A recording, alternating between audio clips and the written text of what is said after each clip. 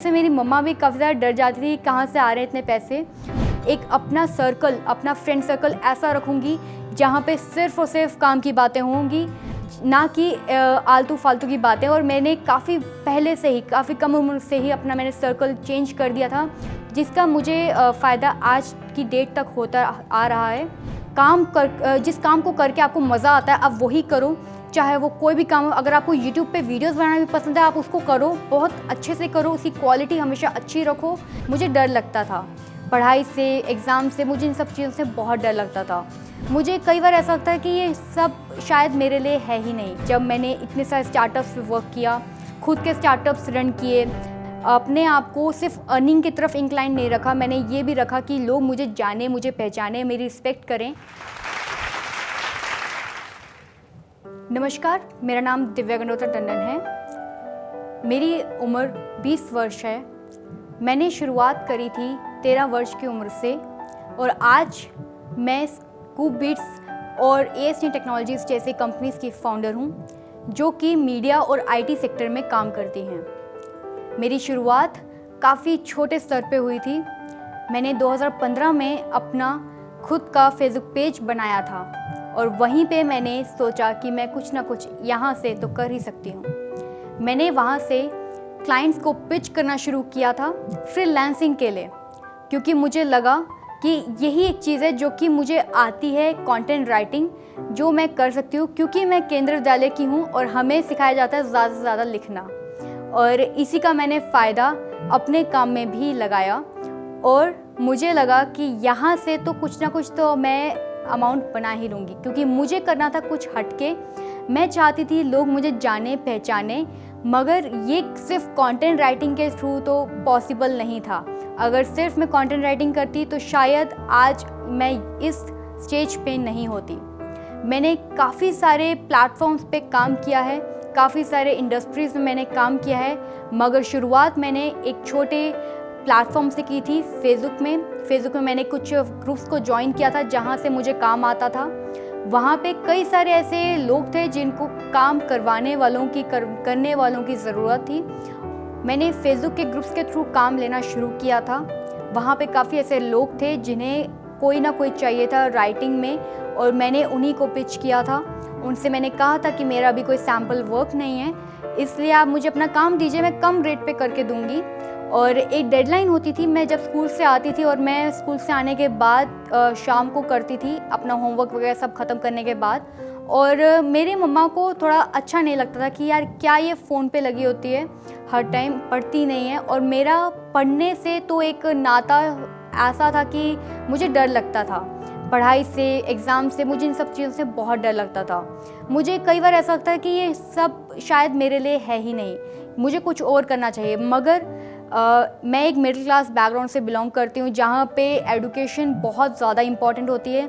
और ऐसा कहा जाता है हमारे घर में कि अगर आपने पढ़ाई लिखाई नहीं की है तो आप कुछ नहीं कर सकते इस दुनिया में सर्वाइव करना आपके लिए मुश्किल रहेगा। इसी चीज़ को चलते चलते मैंने कहा चलो ठीक है, मैं साथ साथ में अपने स्किल्स के ऊपर भी काम कर सकती हूँ, उनके ऊपर भी उसको भी यूज़ कर सकती हूँ। अपने दिमाग का इस्तेमाल करके मैं शायद कुछ नया कर पाऊँ। मैंने उसका इस्तेमाल किया, अपने फेसबुक अकाउंट का यूज़ किया है, जो कि मेरे नाम पे नहीं था, मेरी मम्मा के नाम पे था।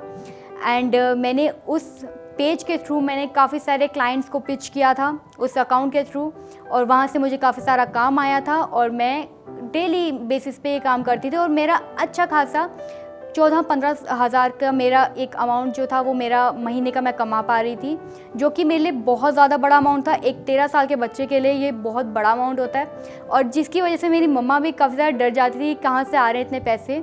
और फिर मैंने एक दिन उनको समझाया कि ऐसा मैं कर रही हूँ, और जिस पे मम्मा को थोड़ा सा बुरा लगा कि इसको ये सब करने की क्या ज़रूरत पड़ रही है, पढ़ाई लिखाई में ध्यान देना चाहिए, IAS वाईएएस बनना चाहिए। और वहीं से मुझे लगा कि नहीं, ये जो काम है ये तो ठीक है, इसके साथ मुझे कुछ और भी करना चाहिए। उसी समय टेक्निकल गुरुजी एक टेक चैनल थे, वो शुरू हुए थे, उनका काम शुरू हुआ था और मैंने उनके वीडियोस काफ़ी ज़्यादा देखे थे और मैं काफ़ी ज़्यादा इंस्पायर थी कि यार काश मैं भी इस टाइप से काम कर सकूं। मुझे शुरुआत से ही स्टेज फ़ियर था और इसकी वजह से मैं कभी स्टेज पे नहीं जाती थी, कुछ परफॉर्म नहीं करती थी। मुझे काफ़ी ज़्यादा डर लगता था, ऐसा लगता कि सामने वाले लोग मेरे बारे में क्या सोचेंगे। और उस समय मुझे लगा कि नहीं, शायद मैं ना कर पाऊँ, मगर मैं एक कमरा बंद करके मैंने अपना फ़ोन जो मम्मा का था मैं उसको इस्तेमाल करती थी और उसी फ़ोन को मैं यूज़ करके वीडियो बनाने की कोशिश करती थी। फ़ोन छोटा होने के कारण उसमें वीडियोस काफ़ी बेकार क्वालिटी में आती थी, तो उसकी वजह से मेरा ये सपना तो उस समय के लिए चूर-चूर हो चुका था कि मैं खुद की वीडियोस बनाऊँ। उस समय मैंने फिर स्क्रीन रिकॉर्डिंग का काम शुरू किया कि मुझे लगा कि यार स्क्रीन रिकॉर्डिंग करके अपना ऑडियो डाल के भी तो काम किया जा सकता है, वहाँ से भी तो वीडियोज़ बनाई जा सकती हैं। उसी के थ्रू मैंने काम करना शुरू किया और उस समय मेरे सब्सक्राइबर्स ऑटोमेटिकली बढ़ने शुरू हो गए थे, क्योंकि बिल्कुल स्टार्टिंग की स्टेज थी और स्टार्टिंग स्टेज में ये था कि यूट्यूब जो है वो काफ़ी क्रिएटर्स को पुश कर रहा था।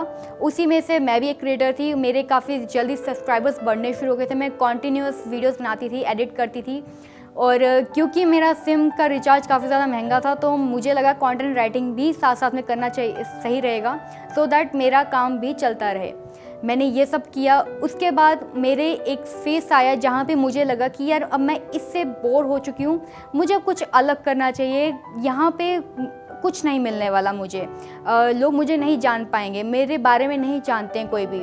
और वहाँ पे मुझे लगा कि यार एक नेटवर्क बनाते हैं। मैंने अपने फेसबुक प्रोफाइल का इस्तेमाल किया और IMDb और लिंक्डइन के थ्रू मैंने काफ़ी सारे प्रीमियम कॉन्टैक्ट्स निकाले जो कि मेरी फ्यूचर में मदद कर सकते हों। उनसे मैं कनेक्ट करती थी, फाउंडर्स से, उनमें से काफ़ी बड़े यूट्यूबर्स से, उनसे मैं कनेक्ट होती थी और वहीं से मैंने उनसे भी सीखा कि कैसे अपना नाम इंडस्ट्री में बनाते हैं। मैंने काम शुरू वहीं से किया। महज 16-17 साल की होंगी मैं और मैं नोएडा में आ गई। अपने मम्मा को मैंने कहा कि नहीं, मुझे अपनी मासी के पास जाना है और वहीं से मुझे सब करना है, मुझे वहीं पे एजुकेशन भी लेनी है। मेरी मम्मा का मेन कंसर्न ये था कि पढ़ाई नहीं छूटनी चाहिए, फिर चाहे मैं कुछ भी करती रहूं। और मेरा मेन कंसर्न था कि मुझे अपना नेटवर्क बनाना है, मुझे नए नए लोगों से मिलना है और उसके लिए मैं जम्मू में रह के नहीं कर पाऊँगी शायद, और इसकी वजह से मैं नोएडा में आई। काफ़ी ज़्यादा फैमिली का सपोर्ट मिलने लग गया जब मेरे न्यूज़पेपर्स में आर्टिकल्स आने लगे कि मैंने कम उम्र में काम शुरू किया, और इसकी वजह से मुझे काफ़ी ज़्यादा फैमिली में सपोर्ट मिला। और मैं कुछ भी करती थी मुझे डांट नहीं पड़ती थी, बस इतना कहा जाता कि जो भी करोगे सही से करना, कभी गलत रास्ता मत चुनना।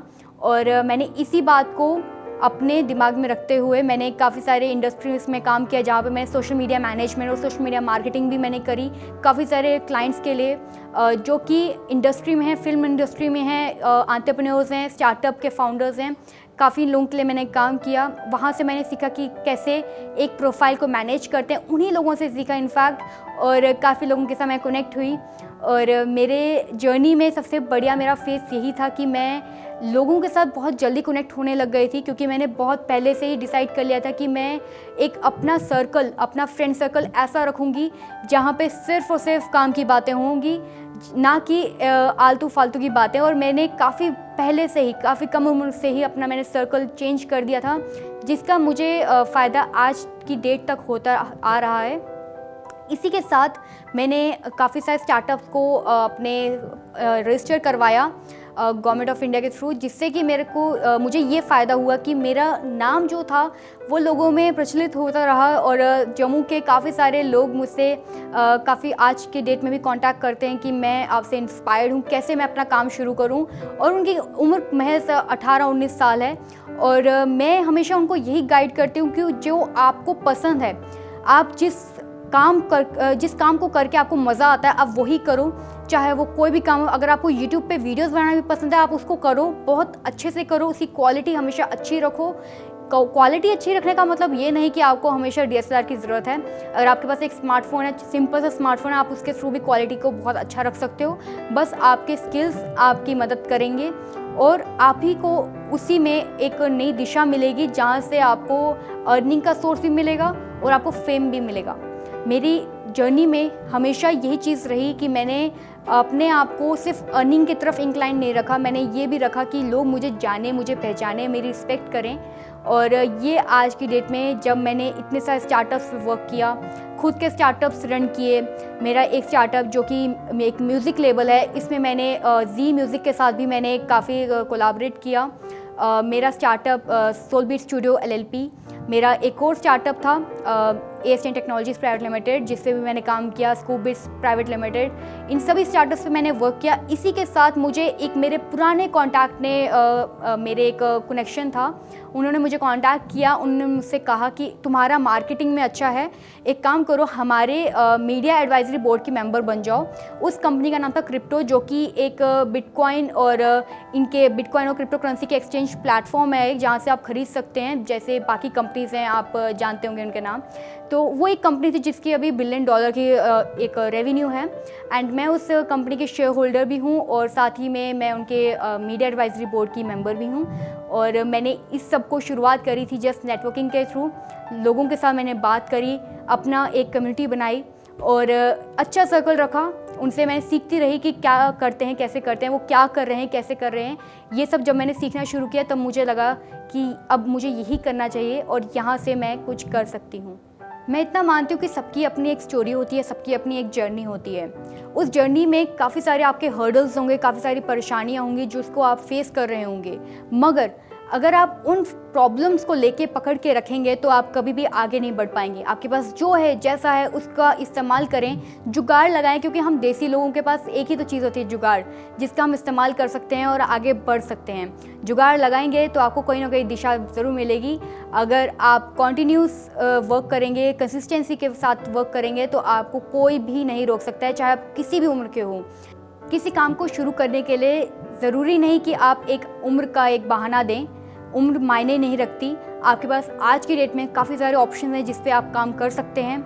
डिजिटल मीडिया एक ऐसी इंडस्ट्री है, एक डिजिटल मार्केटिंग एक ऐसी इंडस्ट्री है जिसको आप सीख के काफ़ी पैसे कमा सकते हैं। ज़रूरी नहीं कि जो मैंने किया वो आप भी करें, आपके अंदर कोई और पैशन हो सकता है। बस एक बात का ध्यान रखें कि जो आपका सर्कल है, फ्रेंड सर्कल है, उसको आप थोड़ा मॉडिफाई करते रहें, क्योंकि क्या पता यही लोग आपको ऊपर भी उठा सकते हैं, यही लोग आपको डुबा भी सकते हैं। डिपेंड करता है कि आप कैसे सर्कल में आप रह रहे हैं। अपनी आदतों को बदलो, क्योंकि ये आदतें आपकी जीवन बदल सकती हैं और आपको एक नई राह दिखा सकती हैं, जो कि आप हमेशा से चाहते हैं, जो आप पाना चाहते हैं वो आप हमेशा पा सकते हैं, अगर आपने अपनी आदतों को, अपने फ्रेंड सर्कल को सही रखा है तो। Thank you.